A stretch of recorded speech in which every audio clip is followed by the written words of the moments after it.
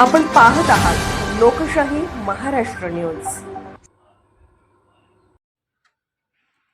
जत नगर परिषदेनं आरक्षित केलेल्या सर्वे नंबर 510/2 या खुल्या जागेवर 2 एकरात धर्मवीर छत्रपती संभाजी महाराज स्मारक व उद्यानासाठी आमदार श्री गोपीचंद पडळकर यांनी निधी उपलब्ध करून द्यावा अशी मागणी जतचे उपनगराध्यक्ष विक्रम ताड यांनी आमदार गोपीचंद पडळकर यांना दिलेल्या लेखी निवेदनाद्वारे केली आहे।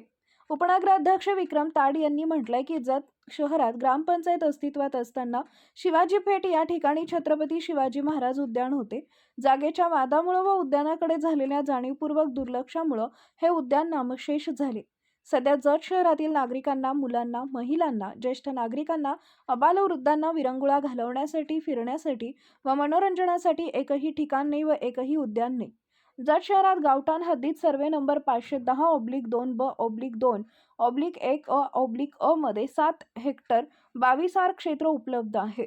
त्यापैकी 2 एकर जागा जत नगर परिषदेनं धर्मवीर छत्रपती संभाजी महाराज यांच्या स्मारकासाठी व उद्यानासाठी आरक्षित केली असून ती प्रस्तावित आहे।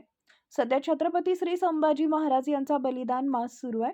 आमदार श्री गोपीचंद पडळकर यांनी या स्मारक व उद्यानासाठी शासनाकडून 2 एकर जागा धर्मवीर छत्रपती संभाजी महाराज स्मारक व उद्यानासाठी मंजूर करून द्यावी व या स्मारक व उद्यानासाठी मोठ्या प्रमाणात निधी उपलब्ध करून द्यावा असंही ताड यांनी म्हटलंय।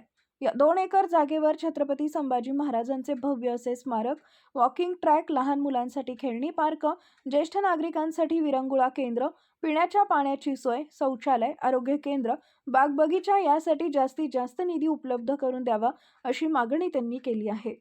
या उद्यानामुळे जत शहराच्या वैभवात भर पडणार असून धर्मवीर छत्रपती संभाजी महाराज यांचा स्मारक व उद्यान झाल्यास भरकटलेल्या तरुण पिढीला या स्मारकांमधून प्रेरणा मिळणार असल्यानं आमदार पडळकर यांनी छत्रपती संभाजी महाराज स्मारक व उद्यान प्रत्यक्षात साकार होण्यासाठी या उद्यानासाठी शासनाकडून 2 एकर जागेस खास बाब म्हणून मंजुरी मिळवून द्यावी व यासाठी जास्तीत जास्त निधी उपलब्ध करून द्यावा असंही विक्रम ताड यांनी म्हटलंय। लोकशाही महाराष्ट्र न्यूज चॅनलला लाईक करा, शेअर करा आणि सबस्क्राईब करा।